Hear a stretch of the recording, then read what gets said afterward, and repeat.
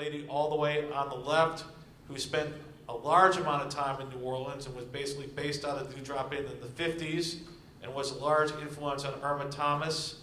She used to open shows for people like James Brown, and he would pay her off to not go on stage because she was too hot to open for him. Yes, I heard that story. She also cut a bunch of amazing records for Don Roby on the Duke label, including Stop These Teardrops, The Tide of Love, Why Young Men Go Wild. Here she is, direct from Austin, Texas. She did used to live in Houston, though, Lavelle White.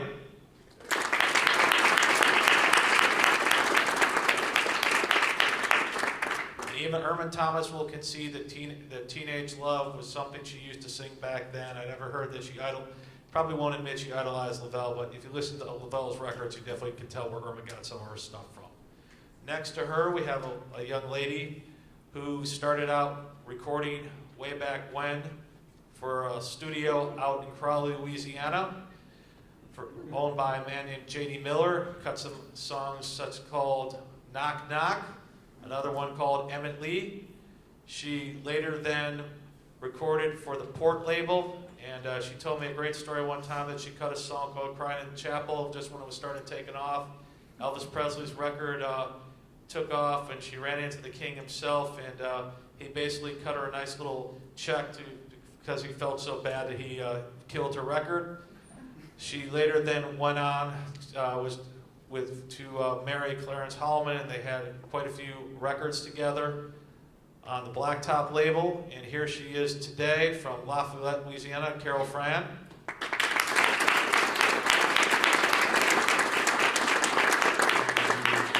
And she just told me a little while ago, which I didn't know, she was a touring female singer out with Guitar Slim on his last tour, which I wish I would have known a couple of weeks ago.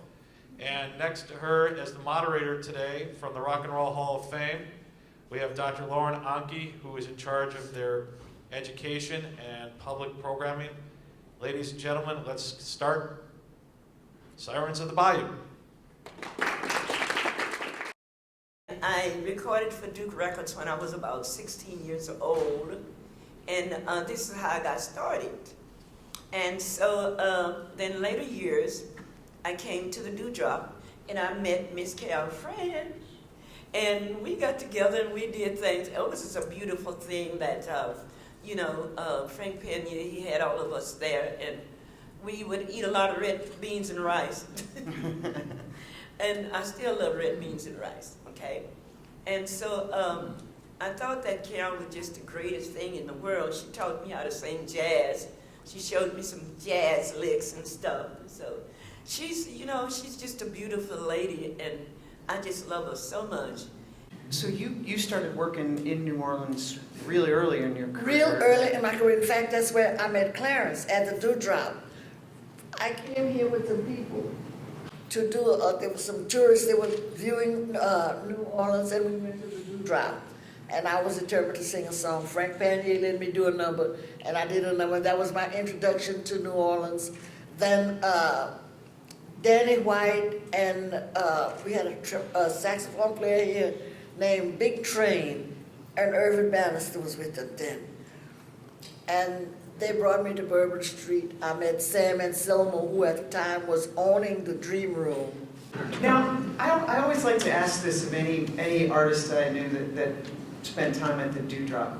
What made that such a great club, in your opinion? What was it about that time and place that made the Dewdrop?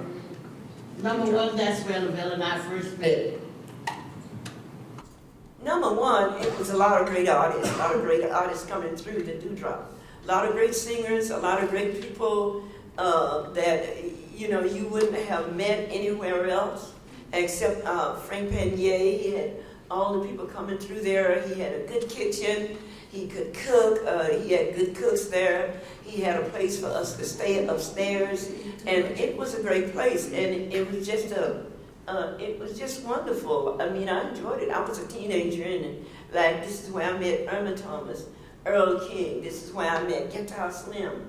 And this is where I met various artists, Lee Dorsey, all these people that I can remember, because I remember Lee Dorsey very well, and I love Lee Dorsey, Alan Toussaint, all those people. You know, we worked together right there at the Dewdrop, and it was just beautiful. I just loved it. I mean, wish we could call that back, and it was another Dewdrop. Did either of you work with Escarita or no? Yeah, I did some something to see. I did some things with Escarito. Yeah, I remember Escarito very well.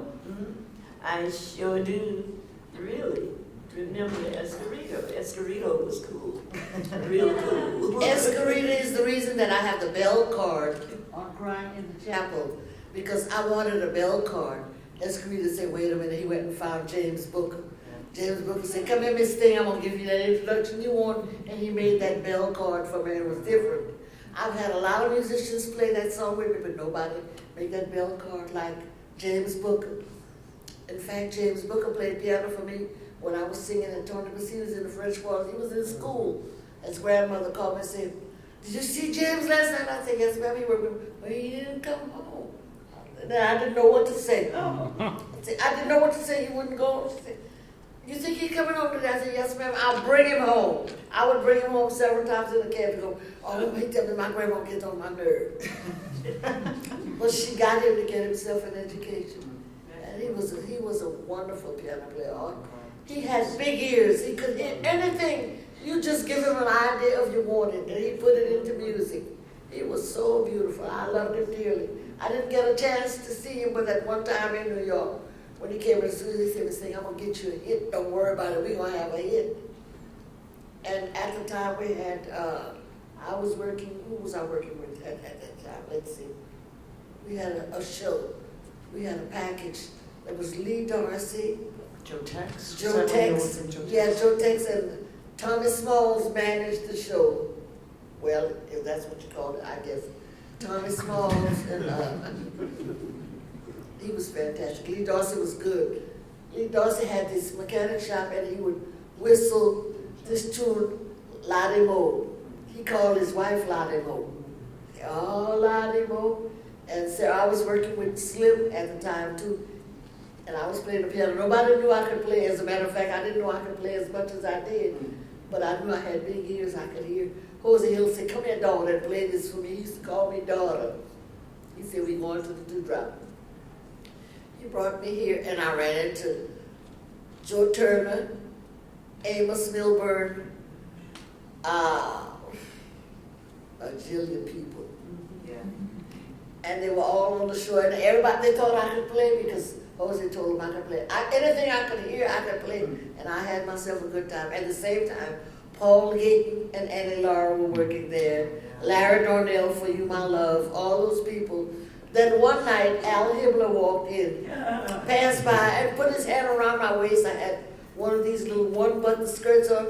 He put his arm around my waist and pulled my skirt off because he popped the button and the skirt fell to the floor. And then what happened?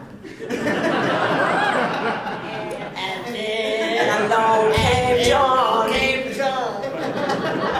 And Joe and Harry too. And along came Richard. And then along came Bashful Alan Toussaint. Uh-oh.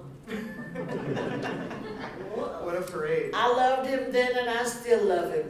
I love Not Alan as a lover, too. just a good friend. Yeah, Alan is the best friend you want to know. Yes. He is. He's one of the best you want to know.